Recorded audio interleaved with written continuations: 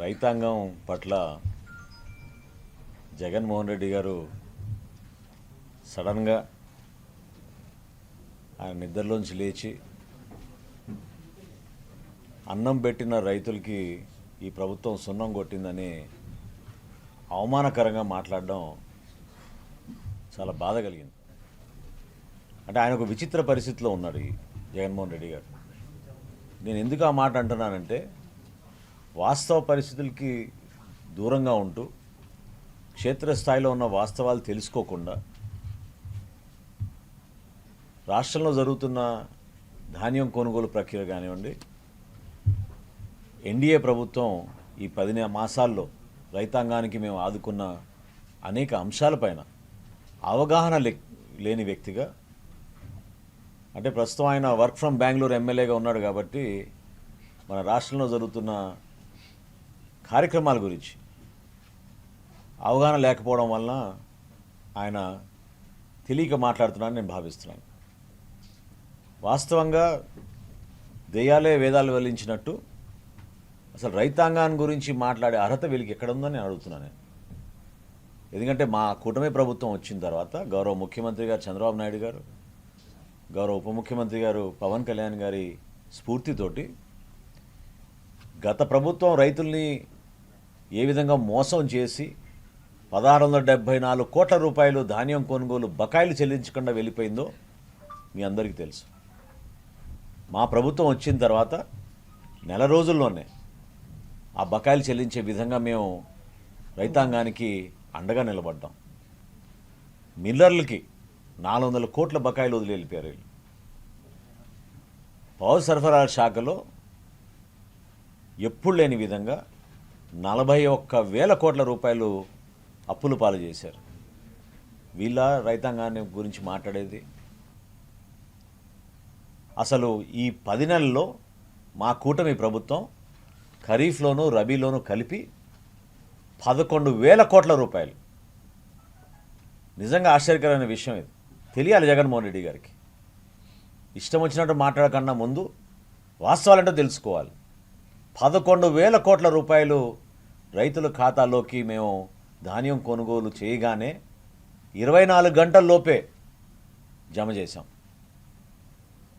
జిల్లాల వారీగా ఎప్పుడైనా ఏ సందర్భమైనా సరే నేను ఛాలెంజ్ చేస్తున్నాను, ఎన్ని జిల్లాలు జగన్మోహన్ రెడ్డి గారు రైతుల గురించి పర్యటించారు, ఎక్కడ ఆదుకున్నారు చెప్పమనండి. రేటు వాళ్ళకి నిర్ణయించేవాళ్ళు, మిల్లులు వాళ్ళ రేటు నిర్ణయించేవాళ్ళు, డబ్బులు మాత్రం రైతుల ఖాతాలో వేసేవాళ్ళు కాదు. కుంభకోణాల కోసమే రైతులను ఉపయోగించుకున్నారు వీళ్ళు. అంత మోసం చేసి ఈ రోజున ఈ 10 మాసాల్లో ఒక అద్భుతమైన కార్యక్రమం, పారదర్శకంగా నిజాయితీగా రైతాంగానికి నిలబడుతూ ప్రతి సందర్భంలో మేము కలిసి అడుగు వేస్తూ ఎక్కడ కూడా ఇబ్బంది కలగకూడదనే ఒక అద్భుతమైన కార్యక్రమం మేము చేపట్టాం. ధాన్యం కొనుగోలు విషయంలో 48,43,000 మెట్రిక్ టన్నులు ఖరీఫ్లోనూ రబీలోనూ ఈరోజు వరకు మా ఎన్డీఏ ప్రభుత్వం, మా కూటమి ప్రభుత్వం, గౌరవ ముఖ్యమంత్రి గారు చంద్రబాబు నాయుడు గారి నాయకత్వంలో, పవన్ కళ్యాణ్ గారి నాయకత్వంలో మేము కొనుగోలు చేయగలిగాం. 11,000 కోట్ల రూపాయలు. ఇన్ని ఆర్థిక ఇబ్బందుల్లో కూడా 11,000 కోట్ల రూపాయలు రైతుల ఖాతాలకు జమ చేశాం.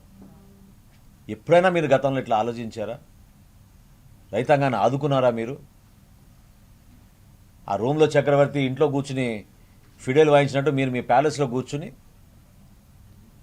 అకాల వర్షాలప్పుడో లేకపోతే తుఫాన్లప్పుడో అవమానపరిచేటట్టు రైతుల గురించి మాట్లాడేది తప్ప ఎక్కడ మీరు రైతులను ఆదుకున్నారు చెప్పండి. ఎందుకంటే గతంలో ఈయన సొంత నియోజకవర్గం పులివెందుల్లో కూడా కౌలు రైతులు ఆత్మహత్య చేసుకుంటే వాళ్ళకి నష్టపరిహారం కూడా ఇవ్వలేదు. పవన్ కళ్యాణ్ గారు కడప జిల్లా పర్యటన పెట్టుకుని ఆ రోజున జనసేన పార్టీ నుంచి సుమారు 20 మందికి పులివెందుల నియోజకవర్గం నుంచి ఆత్మహత్య చేసుకున్న కౌలు రైతులకి 5 లక్షల రూపాయల చొప్పున జనసేన పార్టీ నుంచి ఆ రోజు అందించాం. రేటు వాళ్ళకి నిర్ణయించేవాళ్ళు, మిల్లులు వాళ్ళ రేటు నిర్ణయించేవాళ్ళు, డబ్బులు మాత్రం రైతుల ఖాతాలో వేసేవాళ్ళు కాదు.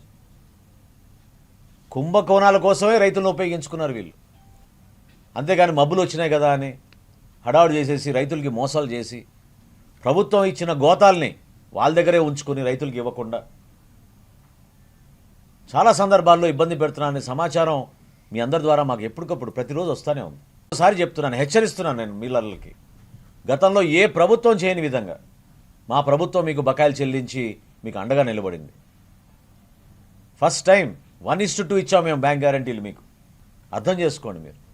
ఇది కేవలం రాజకీయ దురుద్దేశంతో జగన్మోహన్ రెడ్డి గారు ఏదో హడావుడి చేసి ఒక ప్రెస్ మీట్ పెడితే నిజంగా దయ్యాలే వేదాలు వల్లించినట్టు ఉంది.